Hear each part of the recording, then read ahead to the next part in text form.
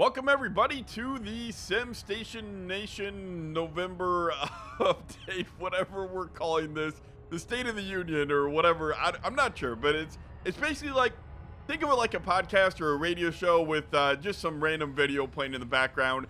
I'm just going to discuss the gaming world specific to simulation and stuff like that that's been going on. So I guess we'll start with Tazewell County, the map that I put to Giants. It has failed the testing, but the fixes are relatively easy. If you're a mapper, it's basically a problem with MIP maps. There are some textures on there that do not have MIP maps, and then my icon was submitted with MIP maps, and those are both no-nos. So it will take a little while for me to get those fixed because I have to go through and check every single image.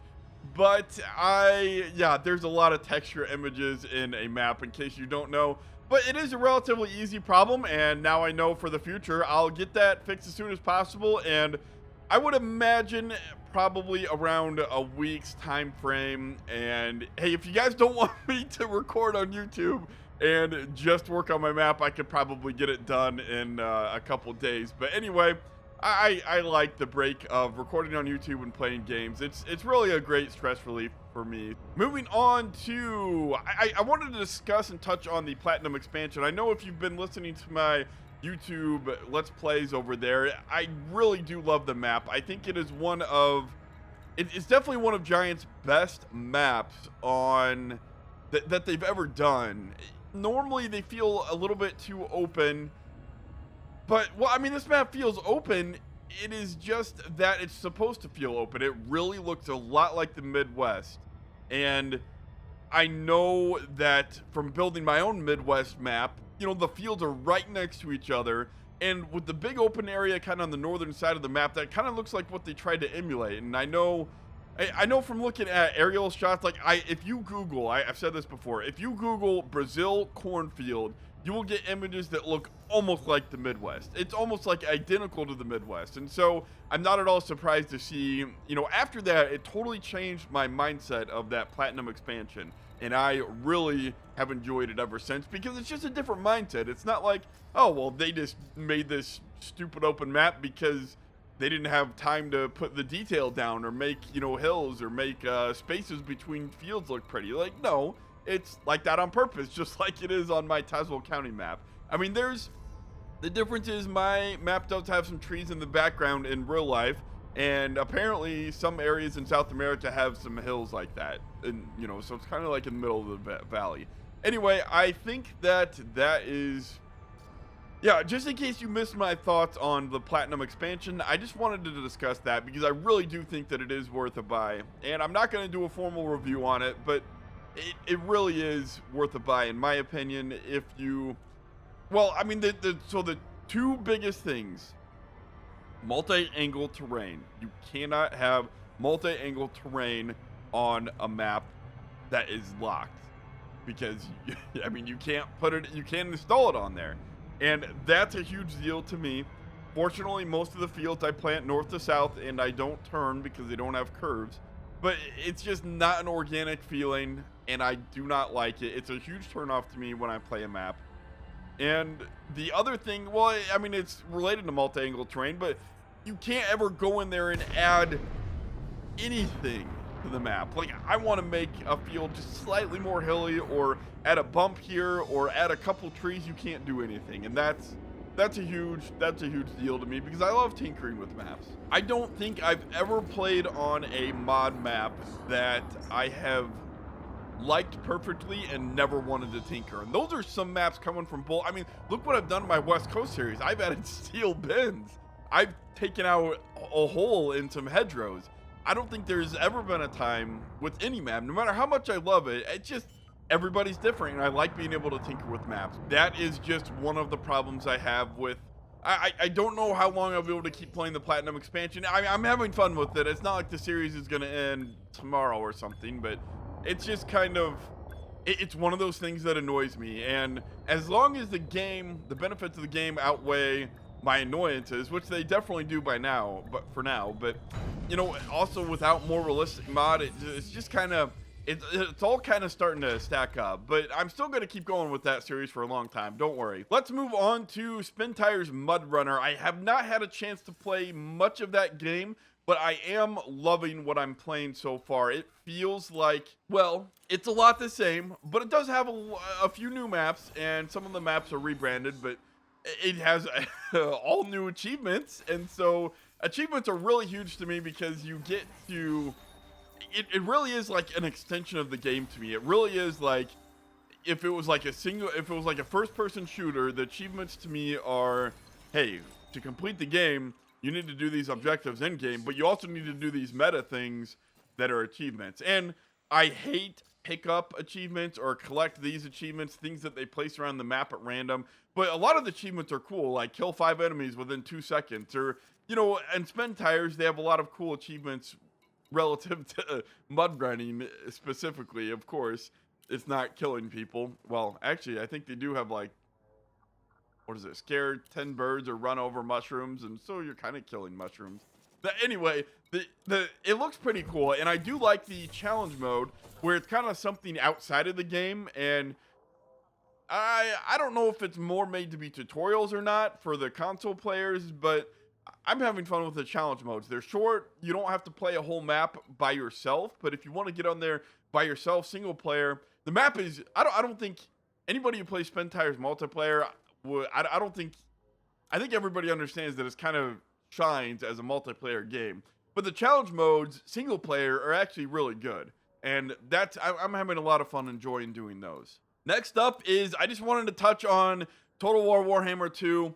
Creative Assembly just announced more Total War expansions for some of their older games like Rome, and I can't remember if it was Attila or not, but I think it was Rome 2, and it sounds like something similar to the Fall of the Samurai, where it's going to be a standalone expansion. It looks really cool, because I was just, if you listen to my Total War Warhammer 2 review, I discussed how much I love the Total War series, and I've played every single game in it, but I wasn't a huge fan of the magic in Warhammer 2. I'm still having fun with it, and I still feel like I do not get to play that awesome game enough, but those realistic simulation style expansions look even better, and I am really excited for those. I might even do a Let's Play on them when they release in 2018 at some point. But talking about now, let's shift to the future. The Cattle and Crops announced that they are going to release something that basically their next big release is going to be with the full map. And that I am really excited about. I will probably do a Let's Play on Cattle and Crops when that map releases. That looks like a lot of fun. Elite Dangerous, well, I mean, you can see that I'm having a lot of fun playing it in the background, but I'll come out with a revisited and, kind of thoughts on the game, state of the game, just in case you've fallen away from Elite Dangerous a little bit and maybe want to get back into. I've always loved space sims and flight sims, and Elite Dangerous, to me, the problem with Elite Dangerous was there just wasn't enough story. I don't know how they could do it better, but the people that can visualize that and maybe roleplay a little bit have a lot more fun with Elite Dangerous. Or maybe it's just people who like to fly around and kill each other. I always played on public. I never understood how you could play online and affect the outcome of the galaxy, but still hide in your own private bubble, but still affect things in the online world. I hated that. I always traded publicly in the open with my big ships. I was a trader and a merchant. I never really got much into fighting. It just didn't interest me. It wasn't that much fun. I'd rather, I don't know, try to get away from the fighters and not, avoid interdiction. Those are some of my best experiences in the game, when you're flying and you think you might be getting interdicted, and then you find out that it's a human player interdicting you, and it's a lot of fun. But I have since sold my joystick, my flight sim stick, because I wasn't ever using it, and I couldn't justify having that expensive toy around. So I'll have to use mouse and keyboard like I am now. It's still a lot of fun with mouse and keyboard. The controls are actually really good for mouse and keyboard. I am impressed with that. But I think that's enough on Elite Dangerous, though. Like I said, I'll come out with a revisited video at some point.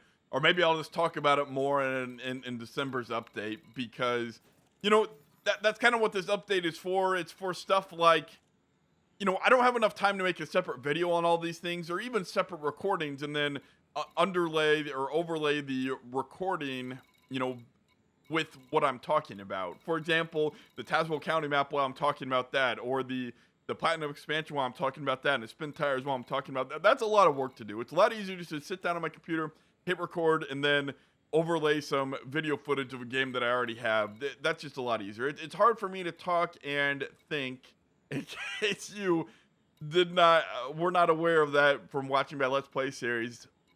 This is a lot easier. I record these episodes just like I am talking on a radio broadcast. I don't have anything in front of my screen other than some notes I've jotted down, and I'm just talking. So anyway, let's get on to the Straw Pack DLC update for Farming Simulator. I think that's, well, it adds like something that looks like a factory along with several prone balers. Yeah, they're called balers. Hello.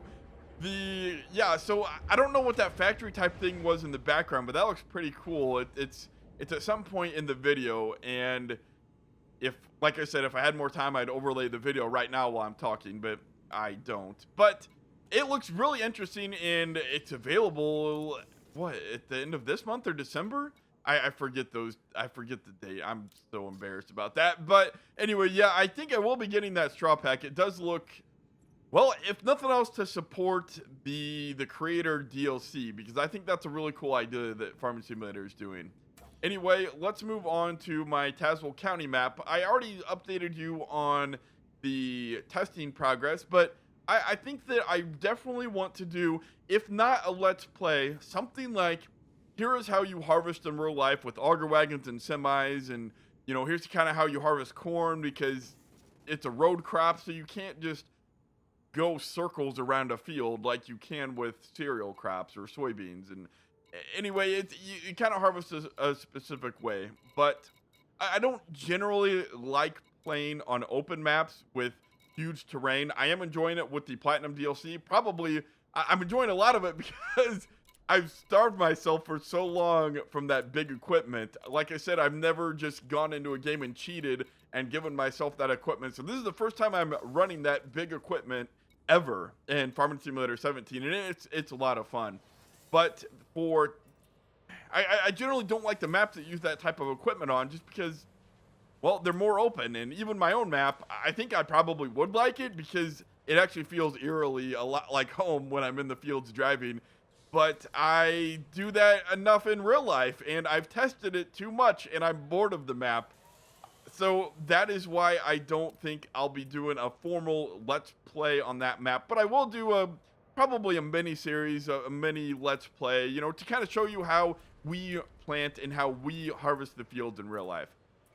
That, I think, will conclude. Oh yeah, that's right. I also wanted to just highlight, in case you somehow missed it, I am producing a modding tutorial series on the Modding Mania. So be sure to check that out if you want to learn how to make a map. I can't help you much if you want to learn how to make a mod, but, well, I mean, it does teach you some basic familiarity with Giants Editor, but it's really not what you want to be watching if you're making a mod. It will hopefully help you if you're making a map, and I do hope that you guys are enjoying that series, and I hope that you enjoyed this little November update, State of the Sim Station Nation address, or whatever we are calling this. Anyway, as I discussed in the past, if any of you guys ever want to be on this podcast, I don't know, maybe I'll do something like try to do an interview with Bullet Bill first, and, you know, something like that could be fun, and, you know, just do like an Ask Me Anything with Bullet Bill, and I'm his radio talk show host or something. I don't know. I haven't talked to him about that. Don't get any ideas, but I think that something like that could be quite fun. Go around and talk to, you know, modders, or, you know, maybe even I could get some Giants employees on there as I get big enough, and, you know, just find out a little bit more about people who created this game and are creating these awesome mods. I think that could be quite fun. That could be a fun thing. Anyway, I thank you all for chiming in and listening, and until December update, well, I mean, I'll see you again before the December update, but the next time this will happen is sometime in December. They don't have a date. It'll just happen one time in December. I can promise you that. Anyway, This is the Sim Station signing off. Sayonara, guys. Have a great day.